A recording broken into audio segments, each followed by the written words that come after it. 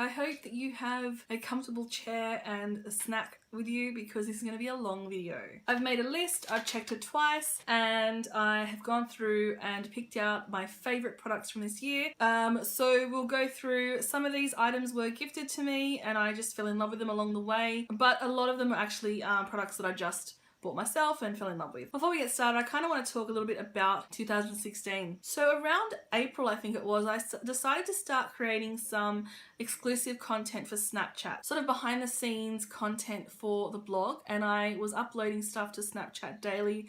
I was doing live swatches, I was giving you sort of unboxing of hauls and all that sort of stuff, and I figured that why not save this stuff, stick it up on YouTube, and then it can be supplementary material to my blog post. I wanted to be able to offer my readers some more realistic swatches and stuff like that, and that's how this all started out. Just as it was like a natural progression. I started to then create some YouTube videos, and they were usually point of view videos, and that's how I intended to keep this channel. This channel was just going to be point of view videos that I would then embed into the website, and so there were live swatches, so you could have a look at things in real time, and so you could get a better look at what I was looking at. I was really steadfast about not having my face on YouTube. Well, things have changed, obviously.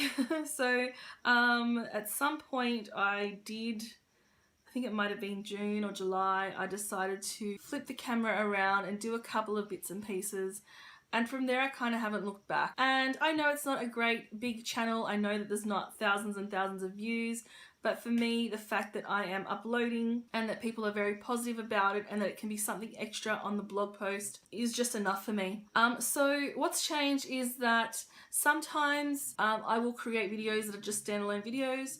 Sometimes I will create videos that really have just a little bit of extra information on the blog, and then often I have full blog posts, then just have a video attached onto the back. So it's all mixed up. I'm enjoying this. I'm really enjoying this, I have to say, and I look forward to continuing to create some new content in 2017. All that aside, 2016 has been a year, hasn't it? I'm going to leave in the description box below links to all of the videos of my favorites this year.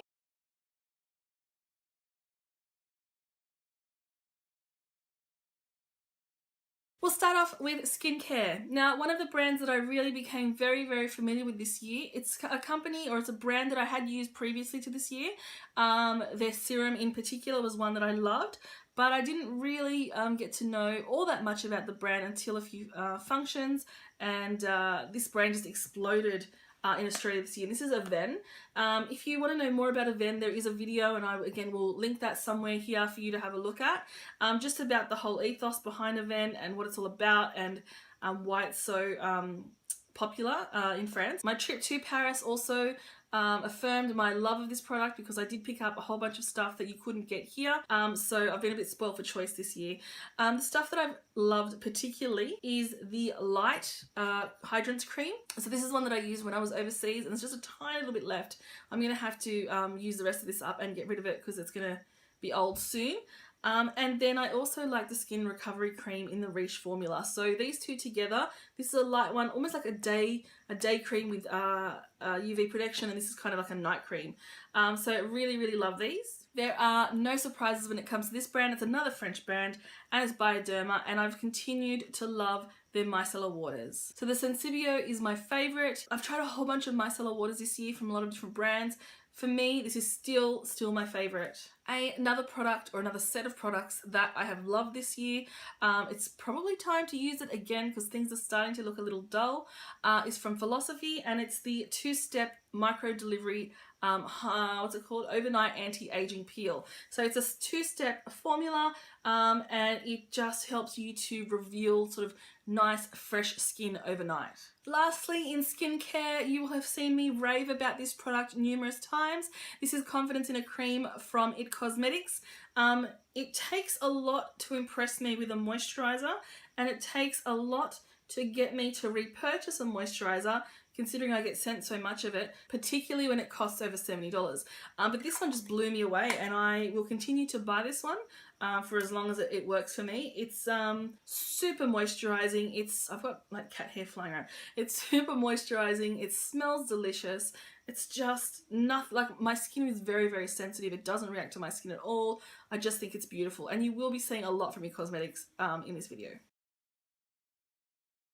My favourite body moisturiser is the Jergens BB Body. This is almost like a BB cream for your skin. It's got like a silicone feel to it, and it kind of, it doesn't give you a tan, but it kind of smooths, it gets rid of the ashiness completely so that you do look a little bit more tanned, but it also helps to keep your tan looking great in between sessions. So I've loved this one. This is like my second or third tube of it. It's massive, it's very affordable. Pick it up at Priceline. I love this one. From the same brand is the Jergens Natural Glow, and this is what I've been using when I've wanted a very subtle tan. So as someone who's very, very pale, I'm a little afraid, and so I do tend to tan quite lightly, and this is perfect for me. When I do want a little bit more tan, what I go for is Bondi Sands, and this is one of the best on the market. I really, really enjoy using this one. It doesn't leave me streaky, it's easy to apply, it doesn't smell too bad, and I usually leave this on for about an hour. This is in the light medium shade, and that just gives me that little bit of tinge of colour. So these are my two favourite tanning products. I've had quite a hair journey this year, so I have finally, it's taken me 30 odd years, but to realise that long hair just isn't going to happen for me anymore. My hair's quite thin, it gets easily damaged, and if I'm going to combine colour with any kind of heat styling, it has to be kept short. So I started off the year with quite much longer hair. The balayage, I had a balayage that went wrong, and as a result my hair got quite fried because I had to redo the balayage. It's just a long story, but I've been keeping it short lately, and I've tried to do something a little bit different. I've been using the Di Lorenzo Rosewood shampoo. That's all that I've been using to get my hair looking slightly pink, and I'm really enjoying the results. Actually, I lie, it's not the only thing I've been using. I've been using a conditioner as well, but this is the main thing that's been keeping my hair looking quite pink and quite pretty, and I've just been enjoying using that. As someone with quite thin limp hair, I've been relying on dry shampoo, not just to keep it looking fresh, but to give it some volume, and I have been using Claran more than anything else this year. This is the one that I love. This is the one that has the slight tint to it, so that you don't get the white cast. It's just like a light brown cast, which is a lot better. But I just go through cans and cans and cans of this. In addition to that, to give a little bit more volume and also have a little bit of hold, I have been loving the Perfectly Undone dry texturizing spray from Tresemme. It's actually called the Dry Defining Spray, but it does just give you this kind of texture, not quite crunchiness, but it makes it look a little bit messy. Okay, so bed hair without looking like a hobo. And it just helps to give a little bit more movement in my very, very limp hair. In terms of fragrance, my favourite this year has been from Givenchy, and it's the Very Irresistible perfume. And without fail, every time I wear this, I get compliments and I get asked what this is. My only complaint is this is quite a small bottle, and I am running out very, very quickly, and I will need to repurchase this one. Alright, now on to the favourite makeup of the year. Okay, so let's get on to the makeup. So let's go in some sort of order. So we'll start off with primers. And so this year with primers, I've been swapping and changing. I just feel like primers are one of those things that you continuously change throughout the year so that you can, depending on what your skin's doing at the time.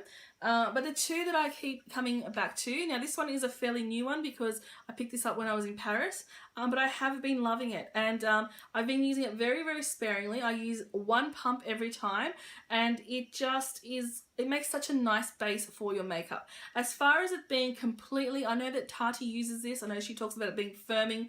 I haven't seen any evidence of that, but I do know it's a lovely primer. It goes on very smoothly, it's very fancy to look at, and it does provide a nice smooth base.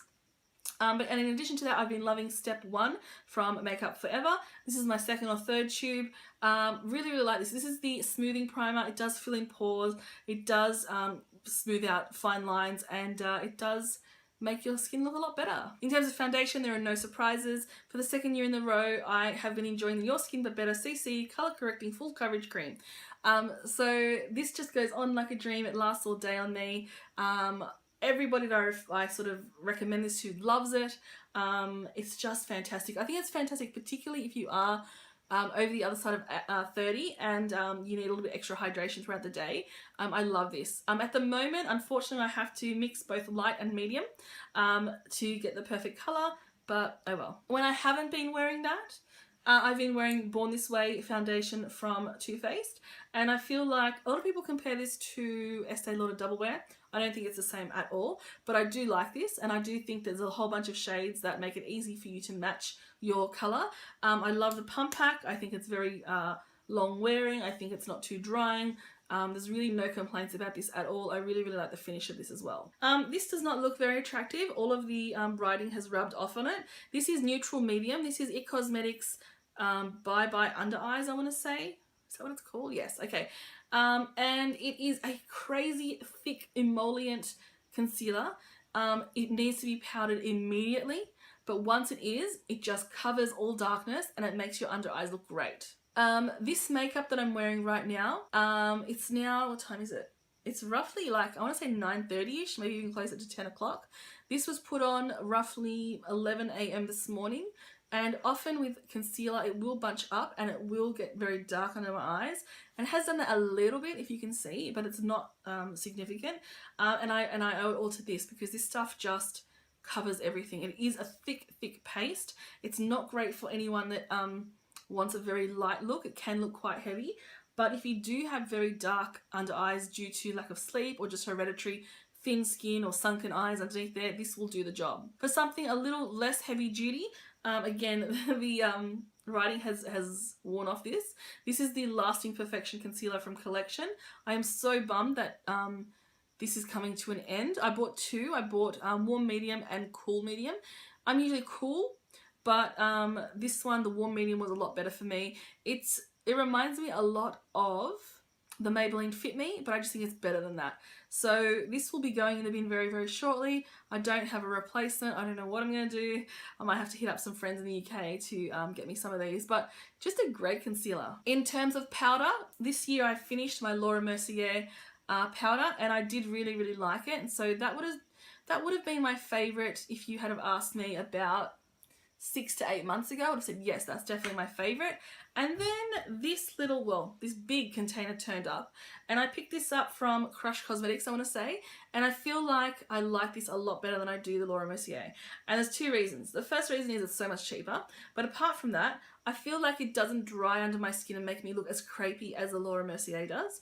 The only thing you need to get over is the fact that it does smell, and it's got quite a perfume kind of nana smell, but apart from that, it's a great product. I use it in the shade Translucent. It does have zinc as far as I know in it, so if that's an issue for you, then you might want to stay away. But it's just a massive, like, I've been using that for months. It's a massive container. It cost me, I think, $16, and it just goes on so nicely, doesn't cake up. I tend to bake with this as well. I'll use a damp beauty blender on the rest of my face. It just melts into the skin. I love this one. Furthermore, to face products, blush. And the blush that I've worn this year more than anything else, and I have loved, and I think this might be my first ever blush repurchase, is Exposed from Tarte. I don't know if you can see, but there's quite a hole in the pan there. I'm just about to hit pan, I believe. And for some reason I've just used one side more than the other, but this blush is just perfect for every day. It really doesn't look like all that much in the pan, but you put it on and it just gives you a really lovely rosy flush. The highlighter I'm about to show you looks very, very well loved, so be prepared. This is Opal from Becca. This is the Shimmering Skin Perfector in Opal, and it's a cult favorite, and for good reason. It just gives you such a beautiful sheen. For me at least, it doesn't sort of stand out as different to my skin. It just looks like a sheen over my skin, and it's just beautiful. I am about to hit pan on this one as well, which is okay because I do have a backup in the drawer. If you have never tried this, I really highly recommend. In terms of contouring, the items that I loved more than anything else were the Smashbox contouring sticks. These are crazy expensive for the product, but they're just so good. So there are 3 pencils in the set. There is a contour, a bronzing, and a highlighting. And they're just fantastic. They're so blendable. Like I said, they're about $70 for the set, but they're so good. For powder bronzing, I've been loving the Chocolate Soleil, and this is just a mini, which has just lasted me forever. This was a gift with purchase, and it keeps going, keeps going, keeps going. It's just a lovely, lovely bronzer. When this runs out, I'm going to consider buying the full size. Alright, mascara. This is a really personal one, I think. So I think my all-time favourite for this year was, again, Roller Lash. I've got a mini here because I did run out of my Roller Lash. This one isn't open yet. I'm not going to open it because I have a whole bunch open. But I just find that it just gives me such great length and lift. But since I ran out of that, I did discover this one, and I think I like this just as much. So this is the Dior Show Iconic Overcurl Mascara. It really does separate my lashes so nicely. It does give them as much curl as possible. Even then, my lashes are still very straight, but it does make a difference. And then something from the drugstore that really surprised me and I really, really loved was the Scandalized Reloaded, and this was sent to me a few months ago. I'm going to have to repurchase this because this one's ready to go. The only thing I didn't love about this was that the brush was very, very large. I've bent it, so it's a little angled, but I found the formula fantastic. I really like this. This was just like my no fuss, don't think about it, stick some mascara on tube. My favourite eyeliner for the year was from Lancome, and it was the Mini Maxi in No. 1 Noir. So it's a really interesting nib. So it's a brush nib, the same as, let's say, like a Kat Von D one, except the difference is that it's thin on one side and thick on the other. So you can get quite a thin line by turning it on its side, or a thicker line by using it flat. I've loved this one. In terms of eyeshadow, this year I fell in love with Colourpop, and it was quite a recent love. But something that I feel really bad mentioning this all the time because it's so boring, but something that I just keep going back to again and again, and I forget how much I love it. And when I don't know what to do with my eyes, when I have no time, I just need something effortless and quick, I always reach for Too Faced Chocolate Bar Palette. This is the original, and it's one of the old ones. It's a thick package, and it's very well loved. The cream shadow, I don't know if you're going to see this, but the cream shade is just about to hit pan. There's quite a dip in that. It's just a beautiful palette, and there's so many beautiful colours there for all sorts of looks, and I don't know, I just keep going back to this one. And then something else that was new to me this year is pigments, and I really fell in love with pigments, and every opportunity I can, I use the pigment called Tan from MAC. It works really well with that palette. If I want to really give myself a bright inner corner, I go for that. It doesn't look like, it's just a very, very light brown. I wouldn't say it's a tan colour. It's just gorgeous. It's so glistening and it's just lovely. You can pick this one up. Alright guys, we're almost at the end. My favourite lashes this year have been from Ardell, and they've been the Ardell 120 Demi Wispies. I struggle with lashes. Because I have quite small eyes, if I wear anything that's too big, I just look drowned out. But not wearing them, it makes me look like I have tiny little eyes that get lost in my face. I'm not wearing any today, and I'm sure I'm going to watch this back later and just be like, why didn't I wear lashes? But these ones are great. They flare out really nicely. They're not too big. Okay, my two favourite brow products this year. I did continue to love Gimme Brow from Benefit. That's still my all-time favourite in terms of an effortless, quick brow. But two more from Benefit actually caught my eye this year. So this is Ka-Brow, which is their answer to like a pomade. And I love that it has everything you need in that one little container. I did travel with this earlier in the year, and I found that it's great to have everything, like I said, in one. I've used it so many times and it hardly looks like I've made a dent. It's just a great shade, and I love this one. And then the other one that I've really liked is Goof Proof, and simply because it's, again, so easy. So I tend to just get the brush or the spoolie and brush my brows, stick that through on top, and then brush again, and you're set to go. In terms of the packaging, I know it was a bit of love-hate. I think it's very cute. It's not my favourite packaging, but I like it. Alright, we're on to lips, and this was really, really difficult. You're going to see there's a lot of the same here. But my two favourite liners this year have been Lumiere from Colourpop. Again, this is a fairly new love, but I just feel like since I've got it, I've worn it again and again and again. And that's what Lumiere looks like. And then my other favourite, this is the second pencil I went through this year, was Soar from MAC, and it's just a slightly darker version of the other one. In 2016, the liquid lipstick craze continued, and the two that I loved, again, one was sort of from the beginning of the year and one was from the end of the year. And my favourite from the beginning of the year was Stila liquid lipstick in Patina, which is the cult favourite. And then for the end of the year, it was from Huda Beauty, and it's the shade Trophy Wife. Again, some pretty similar colours. So that one there is a Stila, and then that one there is a Huda Beauty. In terms of lipsticks, I have 4. Moving throughout the year, for the first, I would say, few months, the favourite lipstick I had was Myrrh from MAC, and I wore that almost non-stop. Then I discovered the Be Legendary lipstick from Smashbox, and I fell in love with Stylist. Anna then became a firm favourite. And then finally in November, December, I loved Lumiere. So there's nothing really original there. I guess you can say I've got a type. There's a colour family that I tend to stick to, but these were my favourites this year. And then lucky last, my favourite collaboration. The two that I really loved was, I really did enjoy the Chloe Morello and Ciate beauty haul. I thought that was phenomenal this year, but my absolute favourite had to be the Jaclyn Hill and Becca collab. The face palette was just beautiful, and I found that I got a lot of use out of it, and the quality was phenomenal. And there we go. There are my beauty favourites for 2016. This will be the last video you see for 2016 because it's almost the end of 2016, and as you watch this, I'm most likely going to be somewhere up in the Whitsundays enjoying and hopefully having a digital detox. This year has been heavy to say the least.